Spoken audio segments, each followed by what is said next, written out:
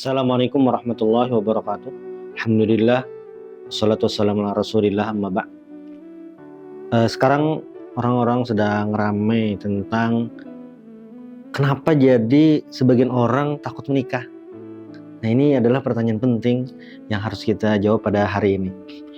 Banyak faktor yang menyebabkan orang-orang itu takut menikah.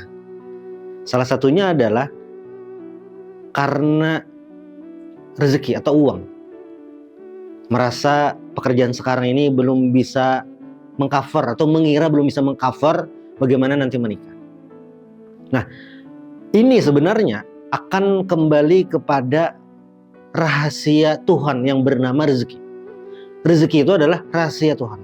Dan ketika Allah Subhanahu wa taala berbicara tentang rezeki, apalagi bagi orang yang sudah menikah, maka rezeki orang yang menikah ini akan berbeda dengan orang yang belum menikah atau jomblo lah.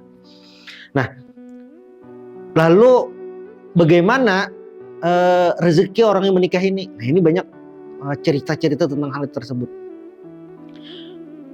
Ketika seseorang itu mulai berencana akan menikah, memang dalam hadis itu, ya ma'syaras syabab man istata'a minkum al-ba'ah falyatazawwaj. Siapa yang mampu maka menikahlah.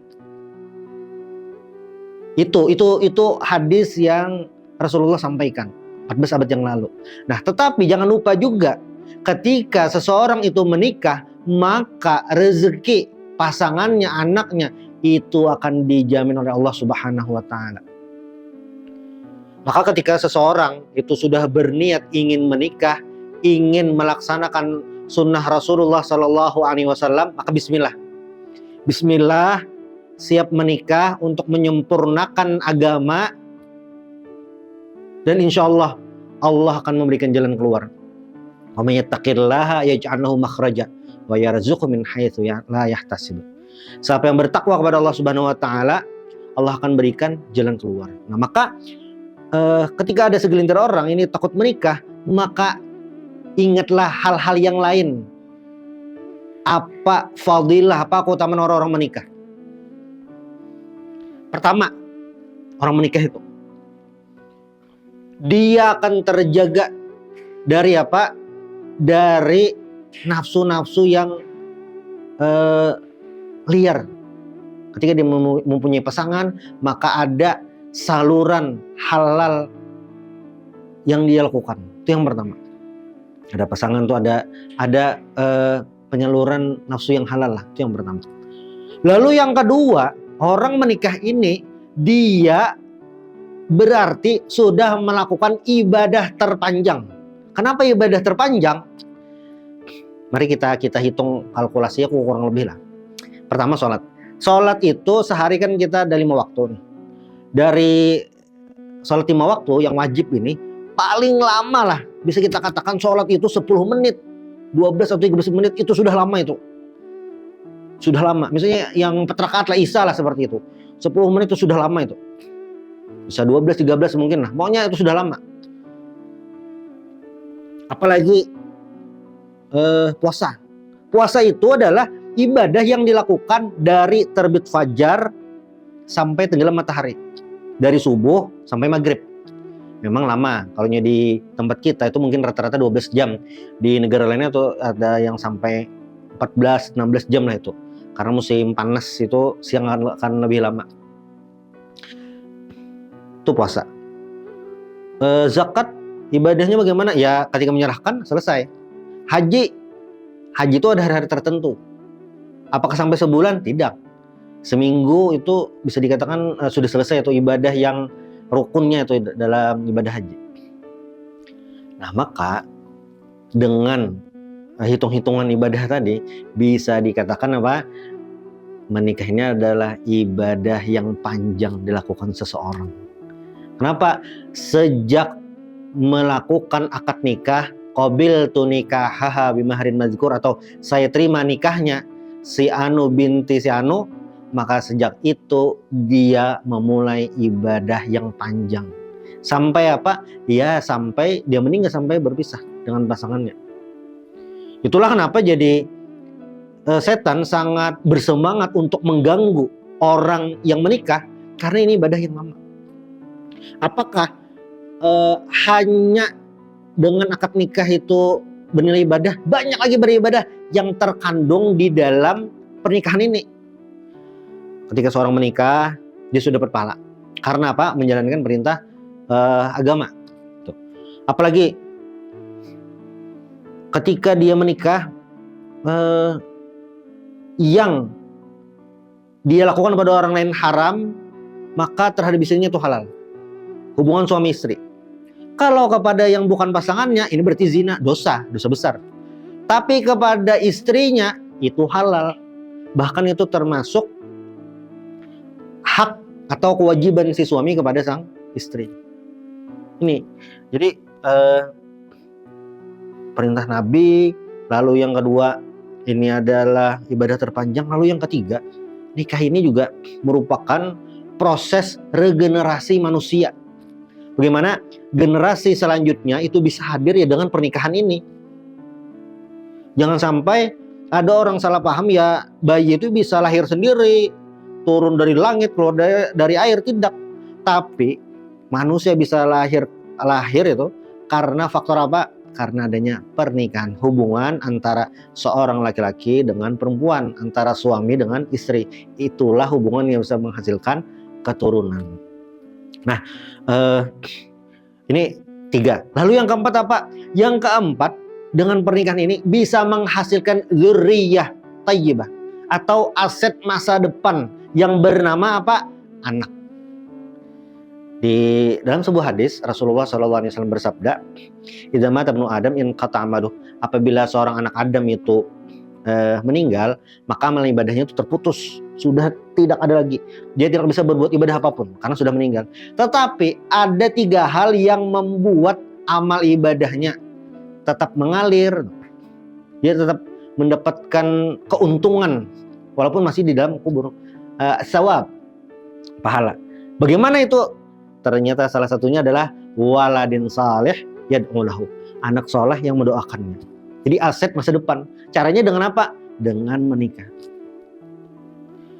Apalagi manfaat menikah? Nah, dengan menikah ini seseorang itu dia akan memiliki kesempurnaan dalam hidup. Dia akan memiliki teman dalam hidup. Itulah kenapa jadi pernikahan ini sangat penting. Nah, ada sebuah cerita bagaimana Rasulullah SAW dulu itu menikah. Jadi Rasulullah ini di umur 25 tahun beliau mendapatkan kesempatan untuk membawakan barang dagangan Siti Khadijah. Siti Khadijah waktu itu terkenal dengan saudagar perempuan yang kaya di kota Mekah. Lalu Nabi Muhammad pun membawakan barang dagangan Siti Khadijah ke Syam. Nah, salah satu mungkin tangan kanan Siti Khadijah bernama Maisarah. Maisarah ini laki-laki, menceritakan apa yang terjadi dalam perjalanan dan sampai di tempat. Ternyata di sana di Syam itu keuntungan yang didapatkan luar biasa itu. Jadi aktivitas Nabi ini sebagai orang dipercaya, sebagai partner bisnis Siti Khadijah, menjalankan tugasnya dengan sangat baik. Nah, lalu ketika pulang dari sana kembali ke Mekah, ini dikisahkan kepada Siti Khadijah. Maisarah ini kan lapor kepada Siti Khadijah begini. Apa yang terjadi? Nah, ternyata ya, Siti Khadijah radhiyallahu anha tertarik dengan Nabi Muhammad sallallahu alaihi wasallam. Maka singkat cerita, pihak Khadijah lah itu menanyakan kepada Nabi Muhammad apakah mau menikah atau seperti itu. Lalu Nabi Muhammad pun menerima tawaran tersebut dan pada akhirnya menikahlah Rasulullah dengan Siti Khadijah. Dan di antara semua istri Nabi Muhammad SAW itu ada 2 yang melahirkan anak. Yang pertama, yang salah satunya adalah Mariatul Qibtiyah, ini melahirkan Ibrahim. Ini adalah perempuan hadiah dari Raja Mesir Muqawqis, dan yang banyak melahirkan anak Rasulullah SAW, yang cucu-cucu Rasulullah tersebar sampai hari ini, itu dari ibunda Siti Khadijah radhiyallahu anha. Ada Zainab, ada Ummu Kalsum, ada Ruqayyah, ada Abdullah, ada Qasim. Nah, Rasulullah itu kan dapat kunyah Abul Qasim. Ayahnya si Qasim, karena itu adalah anak pertama Rasulullah SAW. Dari siapa? Dari Siti Khadijah radhiyallahu anha. Dan kehidupan Rasulullah dengan Siti Khadijah ini adalah kehidupan yang luar biasa. Kenapa? Di awal-awal dakwah Rasulullah ini yang menguatkan beliau, menemani beliau beriman pertama siapa? Istri beliau lah, Siti Khadijah radhiyallahu anha. Nah, ini adalah salah satunya apa? Karena faktor pernikahan. Begitu besar pernikahan ini akan mengubah langkah seseorang, akan mengubah jalan hidup seseorang itu. Maka ketika kita mulai sudah dewasa, kita sudah sadar kehidupan ini bagaimana, maka bismillah berdoa kepada Allah Subhanahu wa taala agar diberikan jalan mendapatkan jodoh yang terbaik, itu sesuai kriteria agama, falfar bidzatid din. Nah itu lalu ketika sudah ada pilihan, nah lalu mulailah berdoa kepada Allah, mudah-mudahan mendapatkan rezeki yang banyak dari Allah Subhanahu wa taala. Karena apa? Ya karena mungkin ada orang yang takut menikah ini faktornya cuma satu, karena faktor rezeki ini. Bagaimana kalau sudah menikah, uangnya ini bagaimana, untuk rumah bagaimana itu. Jadi ada hal yang sebenarnya rahasia yang itu bisa diketahui oleh orang yang sudah menikah. Apa itu? Ketika seorang itu menikah, dengan sendirinya rezeki itu akan datang, akan berdatangan itu. Tanpa dia sadari, mungkin dapat job di sini, dapat job sini, oh banyak. Nah, maka di akhir pertemuan kita ini di bersama Banjar TV ini, acara Mutiara Kehidupan. Pertama, jangan takut menikah. Ini penting, jangan takut menikah. Lalu yang kedua, berdoa kepada Allah Subhanahu wa taala agar diberikan jalan bisa menikah. Lalu yang ketiga, ketika sudah persiapan, sudah semuanya tertata rapi gitu, dan sudah belajar juga babun nikah, maka bismillah, tawakal kepada Allah. Mudah-mudahan jalan ibadah ini yang bernama nikah ini bisa mendatangkan keridhaan dari Allah Subhanahu wa taala. Mudah-mudahan kita semua bisa mengambil hikmah dan mengambil manfaat dari ini semua. Bila taufiq wal hidayah war ridha wal inayah.